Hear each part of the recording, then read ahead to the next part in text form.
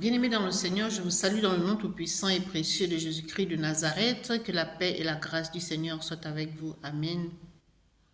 Notre Dieu est merveilleux. Alléluia. Je bénis encore le Seigneur pour le courage, la force qu'il me donne de parler de sa part. Alléluia. Bien-aimés, aujourd'hui, je voudrais encore m'attarder sur le pardon. J'ai mal de voir des personnes qui souffrent parce que elles ne veulent pas pardonner, parce qu'elles pensent au mal qu'elles ont subi, aux humiliations qu'elles ont subies. Ça se comprend. Mais si tu veux que Dieu puisse travailler avec toi, lorsqu'il te dit pardonne, bien-aimé, accepte. Ne pense pas au mal que tu as subi, sinon tu ne pourras pas obéir. Si Dieu te dit de pardonner, c'est qu'il t'a donné la capacité, c'est qu'il t'a donné la force de pardonner. Mais si tu campes sur ta décision, tu restes, tu dis, moi, je ne pardonne pas et personne ne me fera changer d'idée, ça veut dire que tu n'as rien compris. Vous voyez? Le pardon n'est pas une faiblesse. C'est pas parce que tu as pardonné à une personne qui t'a fait du mal que tu es faible. Tu es plutôt une grande personne. Tu remues le trône de Dieu lorsque tu pardonnes. Mais quand tu penses seulement au mal, il ne te viendra jamais à l'idée de pardonner. Tu penseras seulement à la vengeance. Alors qu'il nous dit dans sa parole, dans le livre de Romains 12, 19, de laisser agir la colère. Car à lui la vengeance, à lui la rétribution, dit le Seigneur. Il sait pourquoi il nous dit ça. Il connaît qui est l'être humain. Voilà pourquoi il nous dit de ne pas nous venger. Laissons le Seigneur nous venger. Sinon, on risque de commettre l'irréparable. Bien-aimés dans le Seigneur, le livre de Matthieu 6, versets 14 à 15 nous dit ceci. Verset 14, « Si vous ne pardonnez pas aux hommes leurs offenses, votre Père céleste ne vous pardonnera pas. Mais si vous pardonnez aux hommes leurs offenses, votre Père céleste vous pardonnera. » Donc, si tu pardonnes, ton Père céleste te pardonnera. Mais si tu ne pardonnes pas, ton Père céleste ne te pardonnera pas non plus. Tu choisis quoi? Le non-pardon, ce sont les ténèbres et le pardon, c'est la lumière. Alors, tu préfères rester dans les ténèbres au lieu de la lumière parce que tu veux te venger. Est-ce que le fait que tu te venges va changer les choses? Ça ne va pas changer les choses. Tu vas stagner. Vous savez, le fait de ne pas pardonner rend malade. Tu vas avoir des petits bobos, tu vas à l'hôpital. On te dit, bon, on ne trouve rien. Et pourtant, tu souffres. Tu pleures. On te dit qu'on ne trouve rien. Un temps soit peu, assieds-toi. Demande à Dieu ce qui ne va pas. Il nous a laissé un consolateur. Il nous a laissé son Esprit Saint. Demande au Saint-Esprit qu'est-ce qui ne va pas. Il n'est pas normal que je souffre et qu'on me dise que je n'ai rien. Ça veut dire qu'il y a quelque chose que tu refuses de faire. C'est quoi? C'est le pardon. Vous voyez, le pardon a des bienfaits. Le jour où tu vas prendre la décision de pardonner, tu vas te dire, waouh, pourquoi j'ai passé tout ça de temps sans le faire? Mais parce que tu avais certainement cet esprit d'orgueil, ou bien tu étais mal accompagné des gens qui te disaient, mais c'est toi qui as raison dans l'affaire, pourquoi tu veux pardonner? Ne pardonne pas. Tu vois? Les mauvaises compagnies corrompent les bonnes mœurs. Alléluia. Donc, bien-aimé dans le Seigneur, le pardon est une puissance qui guérit, est une puissance qui restaure. Regardez, Matthieu 18, verset 21, la parole de Dieu dit ceci. Alors Pierre s'approcha de lui Il dit, Seigneur, combien de fois pardonnerai-je à mon frère lorsqu'il péchera contre moi? Et voici la réponse de Dieu. Sera-ce jusqu'à 7 fois? Jésus lui dit, je ne te dis pas jusqu'à 7 fois, mais jusqu'à 70 fois 7 fois. J'ai envie de dire, tu n'as pas le choix que de pardonner. Autant de fois qu'on te fera du mal, tu pardonneras aussi.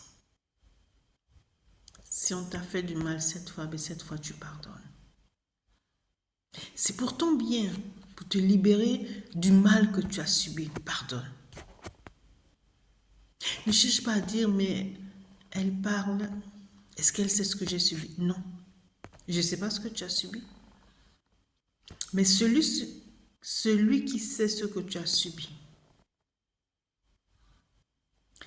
m'envoie te dire de pardonner. Parce qu'il y a beaucoup de personnes qui malheureusement souffrent bêtement. Pourquoi? Parce qu'elles ne veulent pas pardonner. Parce qu'elles ne veulent pas pardonner. Pierre dit, combien de fois je vais pardonner à mon frère? Il dit quoi? Combien de fois?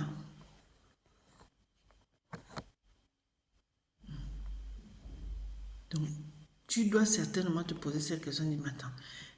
Cette personne me fait tous les jours, la personne me calomnie. Et tous les jours, il faut pardonner à cette personne. Oui.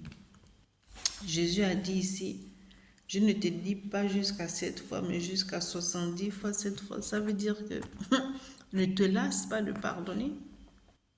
On vit dans une société où il y a toujours beaucoup de frustration. Mais si tu t'arrêtes sur ces frustrations, tu seras une personne aigrie. Tu seras une personne exécrable. Tu seras une personne invivable. Et tu vas faire fuir les gens autour de toi. Est-ce que c'est ce que tu veux? Je ne crois pas. Je ne pense pas que c'est ce que tu veux. Mais tu le fais par orgueil ou tu le fais parce que tu m'as accompagné. Voyez? Et parce que tu ne pardonnes pas, les portes te sont fermées, ta santé en prend un coup, tu meurs spirituellement, tu peux même mourir physiquement. Pourquoi est-ce que tu te fais du mal? Qu'est-ce que ça te coûte de dire ou que je te pardonne ou je te demande pardon? Ça ne te coûte rien. Tu as fait ta part. La personne accepte, amen. La personne n'accepte pas aussi, mais toi tu as fait ta part et tu vas te sentir libre. Tu vas te sentir libre. Et puis, tu seras béni. Tu seras béni. Bien-aimé dans le Seigneur, je ne sais pas, nous jouons avec notre vie, quoi. Nous n'aimons pas notre vie. Parce que si on aimait notre vie, je crois qu'à chaque fois qu'on parle du pardon, à chaque fois qu'on te dira pardon, tu vas dire oui, je vais pardonner. Je vais pardonner parce que je ne veux pas souffrir. Non, je n'ai pas envie que mon cœur prenne un coup. Je ne veux pas que ma santé prenne un coup. Tu vas dire oui, je pardonne. Et tu pardonnes. Tu obéis à Dieu. Tu fais la volonté de Dieu. Tu as pardonné parce que Dieu t'a dit de pardonner, tu pardonnes. Et il te bénit. Regardez Deutéronome 28, verset 8 dit ceci. L'Éternel ordonnera à la bénédiction d'être avec toi dans tes greniers et dans toutes tes entreprises. Il te bénira dans le pays que l'Éternel, ton Dieu, te donne. Il te bénira dans le pays que l'Éternel, ton Dieu, te donne. Il ordonnera à la bénédiction d'être avec toi dans tes greniers et dans toutes tes entreprises. Ça veut dire que ton obéissance plaît à Dieu. Parce que tu as obéi, il ordonne à la bénédiction de t'accompagner. My God. Waouh! Alléluia! Donc, bien-aimé dans le Seigneur, pardonne, ça ne te coûte rien. J'insiste parce que je connais les bienfaits du pardon. Le pardon est une puissance qui guérit, le pardon est une puissance qui restaure, bien-aimé dans le Seigneur. Parce que tu es restauré, tu réussis dans toutes tes entreprises. Parce que tu es restauré, tu témoignes de la grandeur de Dieu, la grandeur de ton Dieu. Parce que tu es restauré, tu marches avec assurance. Parce que tu es restauré, tu contemples les bontés de ton Dieu. Tu te dis, waouh, j'ai pardonné, je suis restauré, je me sens bien. Les portes me sont ouvertes, j'ai retrouvé le sourire, j'ai la paix parce que je suis restauré. Bien-aimé dans le Seigneur, je parle avec assurance parce que je suis restauré, je suis épanoui parce que je suis restauré.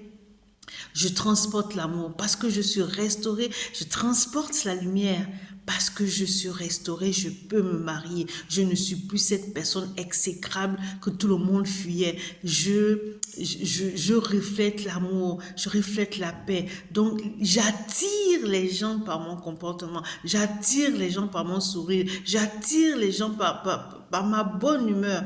Donc, bien aimé dans le Seigneur, les gens qui te fuyaient viendront vers toi, vont vraiment t'admirer, admirer ton changement. Parce que tu es restauré, tu peux te marier. Parce que tu es restauré, tu peux enfanter. Le fait de n'avoir pas pardonné, tu n'as pas été restauré, alors tu ne pourrais pas enfanter parce que ça te bloque tout. Ça te bloque tes entrailles. Alléluia. Bien-aimé, sors des ténèbres pour la lumière. Le non-pardon, c'est les ténèbres. Le pardon, c'est la lumière.